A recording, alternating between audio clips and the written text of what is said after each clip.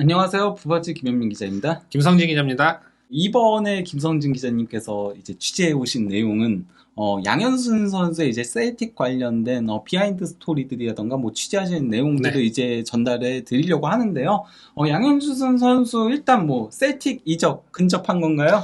그렇게 봐야겠죠. 예. 아직은 구단 간의 협상이 이제 시작이지만 강원이 어쨌든 양현준 선수를 보내주는 쪽으로 입장이 굳혀졌기 때문에 뭐 문제 없는 한은 빠르게 이번 달 안으로 진행이 되지 않을까, 뭐 완료가 되지 않을까, 그렇게 조심스럽게 예상을 해봅니다. 예, 근데 어제 굉장히 이제 놀라운 사진이 올라왔죠. 맞습니다. 저도 깜짝 놀랐고요. 제가 김병지 대표와 그저께 통화를 했는데, 예, 통화 끝나고 어떻게 하루 만에 상황이 정반대가 돼버려서 예. 아이고 이거 어떻게 된 거지 싶었는데, 양현준 선수가 경기 끝나고 지난 7월 2일에 인천전을 끝나고 이적료가 부족하면 내 연봉도 내놓겠다, 김병지 대표와 직접 면담하고 싶다, 뭐 이런 폭탄 발언을 했잖아요. 그렇죠. 예. 상당히 조금 수위가 높은 네, 발언이었죠. 그렇죠. 그만큼 뭐 본인은 유럽에 지금 가고 싶다, 셀틱의 제안을 수락하고 싶다, 뭐 이런 의지를 표현한 건데, 그래서 일부에서는 강원에 대한 마음이 이미 떠난 거 아니냐, 뭐 이런 조심스러운 예상도 했었는데,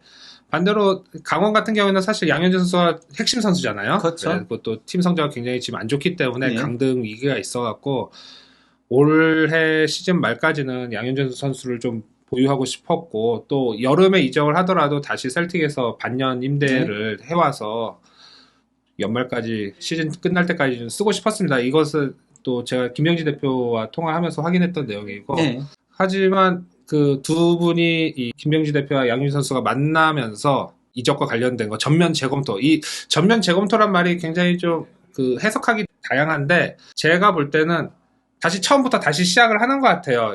여태까지 진행했던 뭐 구단과 구단의 협상, 또 구단과 선수의 협상 등 모든 것이 지금 서로 자기 입장, 자기 주장만 내세웠기 때문에, 네. 다시 처음부터 일단은 기본적으로는 보내주는 방향 쪽으로 해서 처음부터 다시 시작하는 것이 아니냐. 네. 뭐 이것은 김병지 대표이사가 서로 존중하고 신뢰하는 관계를 만들고 현재 문제를 잘 풀어보자, 지난 과거는 잊자, 뭐 이 말에서도 좀 확인이 되는 부분입니다. 그런데 양윤 선수가 김병지 대표와 면담을 했지만, 그전에는 김병지 대표와 만나고 싶은데 뭐 못 만났다, 뭐 이렇게 이야기를 했잖아요. 네. 저도 사실 조금 이해가 안 되는 게, 어쨌든 구단 대표이사와 선수인데 왜 만나는 거가 그렇게 어려운 것인가. 그러니까 같은 구단이잖아요. 네, 물론 강원 구단의 시스템이 대표이사는 춘천 사무실에 있고, 그렇죠. 선수단은 강릉 예. 클럽하우스에 있기 때문에 물론 물리적으로 거리는 예. 있지만, 그렇다고 이것이 뭐 하루 이틀이 걸리는 것도 아니고 한두 시간, 2시간 정도면 충분히 왔다 갔다 할 수 있는 거리라서. 근데 서울보다 멀어요. 강릉하고 춘천이. 예. 뭐 그러니까 그렇긴 약간 하죠. 조금 강원이 다른 구단들과는 조금 운영 방식이 네, 조금 그렇죠. 다르긴 하죠. 예. 네, 그렇지만 뭐 마음만 먹으면 언제든지 사실 만날 수 있고, 대표이사도 뭐 클럽하우스 가서 선수들 훈련 지켜보고, 그렇죠. 양현준 선수랑 뭐 훈련 끝나고 대화도 할 수 있는 그런 상황인데 왜 못 만났을까, 뭐 이런 의문이 있잖아요. 그래서 뭐 그 양현준 선수의 그 말만 보면은 김병지 대표이사가 일부러 피한 것처럼 하지만, 김병지 대표이사의 확인, 어떻게 보면 김병지 대표이사가 이건 팩트다, 내가 팩트만 하겠다라고 했는데, 그 팩트가 뭐냐면은, 일단 양현준 선수는 6월 22일까지 카톡을 주고받았대요. 예. 뭐 이런 안부도 이야기하고, 그리고 유럽 진출과 관련된 모든 그 대화 창구는 그 단장을 통해서 하자. 나와 이야기하고 또 단장하고도 이야기하고 뭐 또 구단의 여러 사람하고 이야기하면 서로 말이 달라지니까, 네, 그렇죠. 소통창구, 구단에서의 소통창구는 김태준 단장을 통해서 일괄적으로 하자. 나는 네. 김태준 단장을 통해서 보고만 받겠다. 네, 그리고 그게 일반적인 그렇죠. 구단 운영 형태죠. 양현준 쪽에서는 양현준 아버지, 그리고 에이전트, 그리고 김태준 단장, 이 3자가 이야기를 해라. 그렇게 서로 합의를 봤다고 합니다. 왜 그러냐면은 6월 중순부터 계속 양현준 쪽에서 뭐 미팅을 하자고 이야기를 했는데, 이게 대화를 하면은 외부에는 이상하게 또 흘러가고, 예. 또 왜곡돼서 나가고, 구단이 무슨 일부러 막는 것처럼 뭐 이야기가 그렇죠. 퍼지고, 거의 웬만하면 이적 관련된 협상들은 단장들이 하는 거기 때문에 대표이사가 나섰다? 이거는 그러면은 막는 거 아니냐는 눈으로 보이게 되거든요. 그래서 김영지 대표가 굉장히 그것에 대한 불쾌함이 컸던 것 같아요. 그래서 신뢰 속에서 서로 대화를 해야 되는데 이상하게 외부로 알려진다, 뒤에서 장난질을 하는 사람이 있는 것 같다. 뭐 그렇게 표현을 할 정도로 굉장히 격양된 반응을 보였는데 네. 그래서 소통 창구를 단장을 통해서 하는 걸로 정한 거거든요. 그렇기 때문에 양현준이 김병지 대표와 면담을 못한다. 그거는 이 소통 창구가 이쪽으로 정해졌기 때문인 거지. 뭐 김병지 대표가 뭐 일부러 피했다. 뭐 이런 건 전혀 아닙니다. 아니, 물론 뭐 그 양현준 선수의 이제 입장도 들어봐야 되니까 뭐 양현준 선수 입장에선 단장한테 대표이사 한번 대화해보고 싶다 이렇게 얘기를 했을 수도 있어요. 근데 단장이 그걸 막았을 수는 있죠. 에이전트 그리고 양현준 선수 아버지와 함께 3자 간에 합의한 거는 단장을 통해서 네. 협상을 하고 진행을 하자기 때문에 일단 이 원칙을 김병지 대표가 지키려고 했었던 것 같습니다. 그리고 또 지난해 양현준 선수 미국 진출설이 있었는데 이영표 네. 대표 전 대표이사가 막았잖아요. 네. 유럽으로 가야 된다고. 뭐 저도 그건 충분히 공감을 하는 부분이고 대신에 뭐 유럽으로 보내준 것을 뭐 구두 약속을 했다. 뭐 네. 이렇게 알려져 있는데 김병지 대표이사가 이 부분에 대한 좀 그 퀘스천이 좀 있더라고요. 만약 본인이 올해 양현준 선수의 계약을 본인이 계약서에 이런 모든 내용을 확인하고 서명도 하고 작성을 진행을 다 했대요. 그런데 계약서를 쓸 때 이 구두 약속 부분에 언급이 일체 없었다고 합니다. 네. 그런데 이제 와서 반년이 지나서 구두 약속을 했다. 이영표 대표이사와. 근데 왜 약속 안 지키냐? 이렇게 하면은 사실 후임자인 김병지 대표이사는 그것에 대한 뭐 인수인계가 안 돼 있고 네. 연초에 계약서 쓸 때 이영표 대표이사하고 이런 구두 약속 있으니까 이거 옵션으로 조항에 넣어줘라. 이렇게 요구도 안 했다고 합니다. 네. 그러니까 사실 저는 뭐 이것이 진짜 구두 합의인지 아니면 이영표 대표이사가 일단은 그 양현준 선수를 붙잡기 위해서 권유 차원에서 말을 한 것인지 이것도 이제 서로 해석하기 나름일 것 같거든요. 그렇죠. 그러니까 양현준 선수 입장에서는 어쨌든 구두로 약속한 거다 이렇게 생각할 수 있지만 네. 이영표 대표이사는 일단은 기다려라 네. 이렇게 그 말을 한 걸 수도 있기 때문에 네. 이 부분에 대해서는 좀 서로 간에 좀 입장차나 네. 이런 여러 가지 해석의 차이가 있어갖고 그 부분은 결국에는 뭐 어쨌든 결론적으로는 뭐 전면 재검토가 됐기 때문에 뭐 이 부분은 뭐 더 네. 이상 거론할 필요는 없지만 이 부분이 좀 논란이 됐었던 거고 이것에 대한 좀 명확한 답이 언젠가는 좀 나와야 되지 않을까 좀 알려져야 되지 않을까라는 생각을 해봅니다. 근데 뭐 이제 구두 약속이라는 것 자체가 한국에서는 그래도 이게 법리적으로 허용이 되긴 그렇죠. 합니다. 그래서 근데 다만 확실한 증거가 있어야 돼요. 그렇죠. 그러니까 뭐 음성 녹음이라던가 맞습니다. 이런 것들이 있어야 되지 그런 것들이 없으면 한국에서도 구두 합의는 사실상 그 법적 효력 자체가 없는 데다가 외국에서도 이런 경우들이 많거든요. 가장 대표적인 케이스가 이제 해리 케인이 맨시티로 이적을 하려고 했다가 그때 실패를 했을 때 그렇죠. 그때 이제 젠틀맨스 어그리먼트라고 해가지고 신사협상이라고 하는데 거액의 이적료가 오면은 보내주겠다라고 신사협상 구두 합의를 한 건데 근데 결국 구두 합의는 말 그대로 구두 합의인 거거든요. 그러니까 안 지켜도 뭐라고 할 수 없게 그렇죠. 되는 그런 특히 이제 유럽에서는 그런 것들이 더 심하거든요. 그래서 구두 합의를 하면 안 된다라는 얘기들까지인데 물론 선수 입장에서는 도의적인 부분에서 기분이 나쁘겠죠. 약속했었는데 맞습니다. 그래서 남았는데 그러니까 선수 입장에서 불만은 생길 수는 있지만은 법적 부분으로 가면은 이게 사실 지시공방이 돼요, 진짜. 예, 네. 그냥 차라리 확실하게 서명을 받아내는 그렇죠. 게 맞긴 해요. 그래서 김병지 예. 대표이사 말이 맞아요. 왜 연초에 계약서 쓸 때 새로 쓰는 건데 왜 그걸 말을 안 했냐. 이제 와서 반년 지나고 말을 하냐. 사실 그거는 좀 양현준 쪽이 좀 재계약을 할 때 굉장히 좀 실책을 한 것이 아닌가. 그러니까 당연히 그냥 인수인계가 그렇죠. 됐겠지라고 네. 생각을 했겠죠. 네. 예. 그리고 그 재검토 부분도 사실 내부적으로 이미 시작을 했었어요. 양쪽이 만나서 재검토를 하겠다라고 뭐 이렇게 보도가 나왔지만 이미 그 김병지 대표이사나 구단 쪽에서는 양현준 선수를 일단은 보내는 쪽으로 방향을 잡고 이적에 대한 재검토를 시작한 것 같더라고요. 네. 양현준 선수 이적과 관련해서 구단 이사회에도 이야기가 다 됐고 또 구단 주인 김진태 도지사에 대한 보고도 다 진행이 됐습니다. 물론 그동안은 구단의 물론 강화부, 운영부 뭐 이런 여러 스태프들이 양현준 선수에 대한 이적을 반대를 했습니다. 핵심적인 전력이고 대체자를 확보하기가 쉽지가 않으니까 일단 연말까지는 붙잡고 있자라는 그 구단의 그 의견이 있었기 때문에 김병지 대표이사가 그것을 뭐 구단 직원들의 의견을 본인이 거부하고 독단적으로 진행을 할 수 없잖아요. 그래서 그것에 맞춰서 본인도 진행을 했었는데 뭐 이번에 논란이 생기고 나서 구단 내부의 그 선수단 내부의 분위기도 좀 많이 어수선해졌나 봐요. 그래서 양현준 선수의 경기력 그리고 팀의 기여도 뭐 퍼포먼스 이런 것도 중요하지만 분위기도 놓칠 수가 없다. 네. 그래서 우리는 재검토를 지금 하고 있다. 이렇게 이야기를 했습니다. 즉 해석을 하기 나름이지만 이렇게 분위기가 안 좋아지면은 양현종 선수 정리하는 것이 오히려 더 나을 수도 있다라는 그 내부적인 판단도 섰던 것 같아요. 그래서 양윤 선수랑 만나면서 재검토가 되지 않았나 뭐 이렇게 됐는데 이후에 어쨌든 양윤 선수는 유럽 진출의 가능성이 좀 생기게 됐고요. 그리고 또 강원도 이제 뭐 양윤 선수를 보내주는 쪽으로 이야기를 하기 시작을 했으니까 뭐 대체자를 이달 안에 빨리 찾아야 그렇죠. 되는 그런 또 숙제가 또 생기게 됐습니다. 그리고 이제 강원 입장에서는 최대한 이적료를 많이 이제는 그렇죠. 빼내야죠. 왜냐면은 어쨌건 그 강원의 1차적인 목표는 이적을 시키더라도 역임대로 반 시즌을 쓰겠다라는 거였잖아요. 그렇죠. 근데 이제 셀틱에서 그거는 거부를 한 상태니까 셀틱 구단의 운영 방침 자체가 그렇대요. 그러니까 이 선수를 주전급으로 쓰지 않더라도 일단 와가지고 여기서 적응시키고 여기서 하는 걸 보는 것들이 굉장히 중요시 여기기 때문에 유럽에서 많은 구단들이 역임대, 특히 빅클럽들은 많이 역임대를 왜냐면 유망주들한테 시간을 주기가 애매하니까 그래서 많이 해주지만은 셀틱은 그런 게 아니다 보니까 그걸 거절했으니까 그러면은 그만큼 강원에서 피해를 보는 거를 어느 정도는 셀틱에서 보존을 해주긴 해야 되죠. 그러면 이제 그 셀틱의 조금 상황들을 살펴보도록 하겠는데요. 이거는 이제 지난 시즌 셀틱의 측면 자원들이었어요.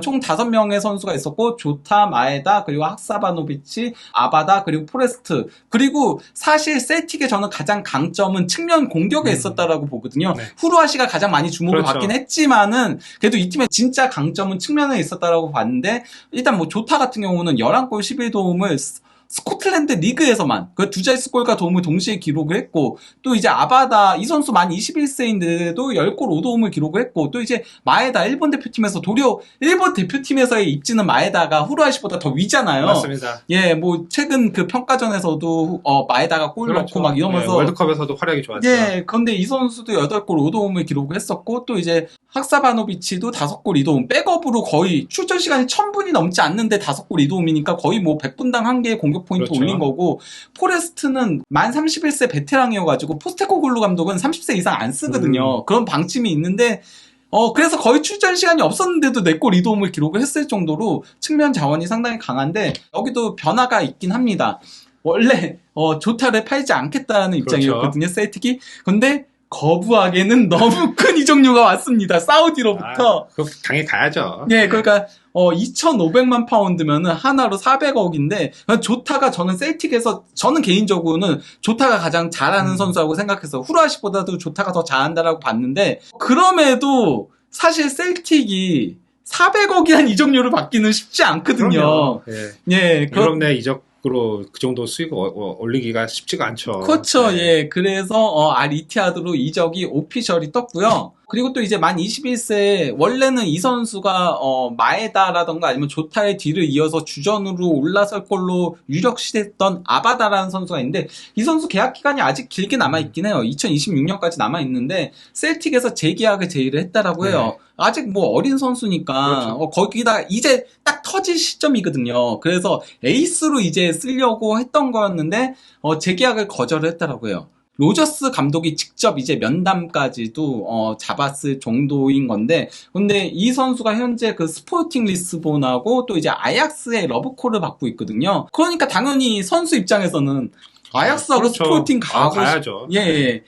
그것 때문에 현재 조금 난항 중이긴 한데, 근데 제가 들은 얘기로는 셀틱 쪽에서는 그래도 어지간하면 이 선수가 막, 뭐 만약에 나 진짜 떠나려고 막 그러면서 막 깽판을 치워서 팀 분위기를 망치지 않는 이상에는 2026년까지면은 새 시즌까지 뛰게 하고도 계약 기간이 2년 남거든요. 그렇죠. 그러면은 내년 여름 판매를 고려를 하고 있다. 셀틱 내부 방침은 그렇다라고 해요. 이러한 가운데 이제 그 셀틱이 호주 유망주 윙어인 틸리오를 영입을 확정을 지었죠. 예. 근데 뭐 틸리오 같은 경우는 멜번 시티에서 뛰고 지난 시즌 호주 리그와 이제 여기 또 토너먼트제가 있잖아요. 그렇죠. 예, 그것까지 다 해가지고 19경기에서 10골 6도움을 기록을 한 거고요. 또 이제 호주컵에서도 2경기를 뛰었는데 그리고 이제 오른쪽 윙을 주로 뛰고 하지만은 뭐 공격 전 지역을 다 소화하는 선수고요.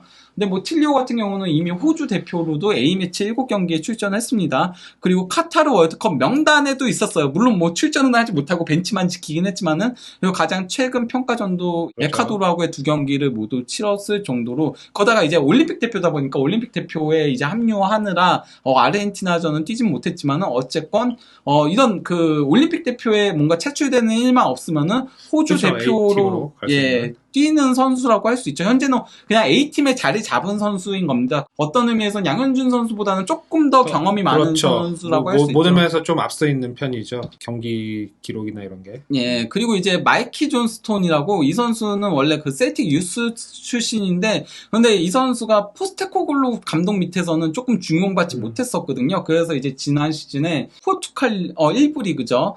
빅토리아 기마랑이스로 임대를 갔었는데요.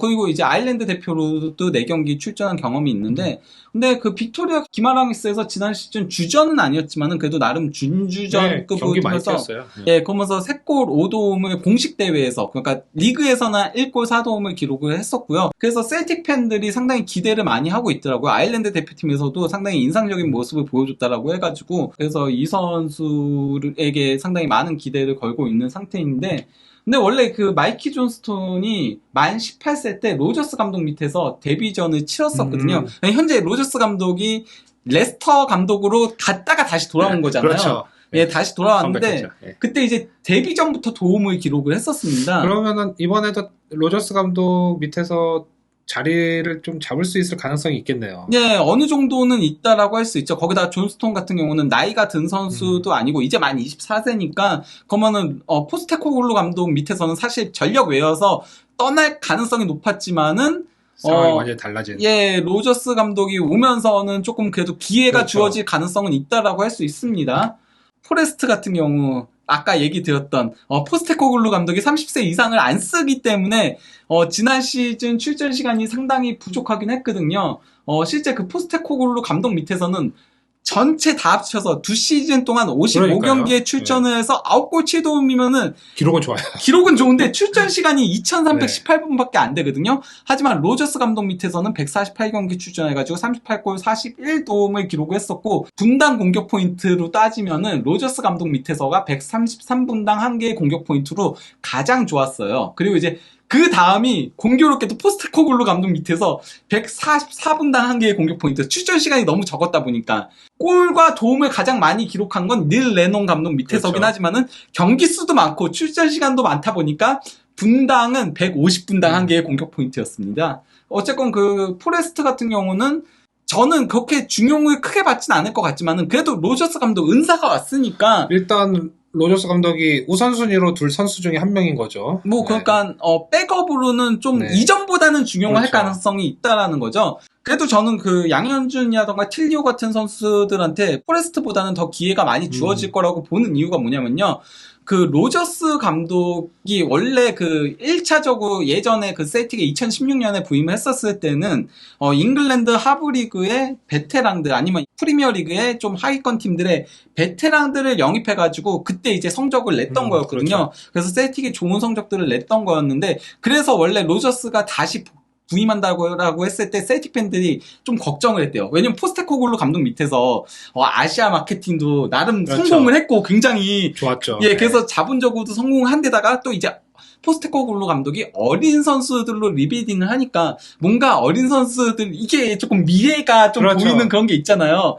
그래서 좀 우려를 했다라고 하는데, 근데 이제 여전히 그 아시아 시장을 주시할 거라고 로저스 감독이 직접 얘기를 한 건데요. 저기 아시아 쪽 스카우트 및 영입 자체를 이제 책임진 인물이 마크 로웰이거든요. 네, 그렇죠. 예, 이 사람이 이제 포스테코글루랑 같이 작업을 했던 거였는데, 근데 이제 그 로저스 감독도 뭐라고 했냐면, 로웰하고 계속 이용 가능한 선수들 파이프라인을 보유하고 있고, 이거를 계속 이어나갈 것이다라고 하면서, 그렇죠. 맨 밑에 이제 중요한 얘기를 한 거죠. 나는 일본 시장, 한국 시장, 호주 시장을 비롯한 아시아 시장을 생각하고 있다. 아직 개발되지 않은 시장이었지만 이제 다른 클럽들이 이 시장을 공략하려고 하는 것을 볼 수 있다라고 하면서 아시아 선수들을 중용할 가능성을 내비친 그렇죠. 거거든요. 포스테코글루 감독 같이 그런 식으로 할 수도 있다는 거죠. 그런 연장선상에서 오영규가 영입이 됐던 거였고 이번에 양현준 영입을 하려고 하는 건 거죠. 예, 그래서 현재까지 이제 뭐 셀틱 이적 시장 현황을 보면은 조타가 떠나니까 그 자리에 틸리오를 일단 영입을 한 거고 또 이제 에런 무이가 저는 이 선수 굉장히 그러니까요. 일찍 은퇴했어요. 네, 그러니까요. 예. 사실 에런 무이도 포스테코글루 감독 밑에서 전반기 때 중용되지 못했는데 너무 잘해서 그 카타르 월드컵에서도 그러니까요. 잘했잖아요. 네. 그래서 중용됐었거든요.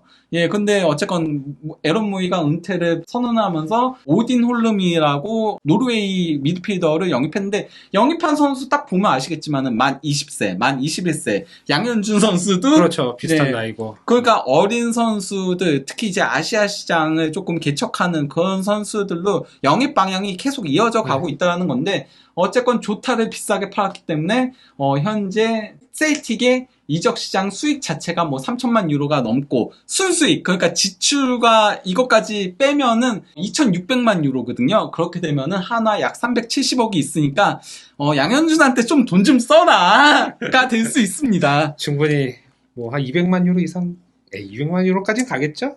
200만 유로까지 가져야죠. 네, 아니, 그렇죠? 요새 한국 선수들의 이적료가 좀 올랐어요. 그렇죠. 전체적으로 좀 많이 올라갔고. 예. 그런데 양현준 선수가 아직 유럽에서의 뭐 이런 걸 보여준 게 없고 일단 그건 그렇죠. 그러니까 대표팀의 A팀에서도 보여준 게 없기 때문에 네. 또 높은 몸값이 글쎄 참 어렵네요. 그리고 오영규 선수 생각하면 또 나쁘지 않게 나올 것 같기도 하고요. 예, 그러니까 오영규 선수도 그랬고 조규성 선수 겨울에 이적료 나왔을 때 진짜 이전에는 나올 수 없었던 금액들이었거든요. 그렇죠. 예, 그렇기 때문에 좀 써줬으면 하는 바람입니다, 개인적으로. 어쨌건 그래서 그 셀틱의 예상 명단을 보면요. 이거는 일단은 뭐 현재 있는 선수들로 구성을 한 거거든요.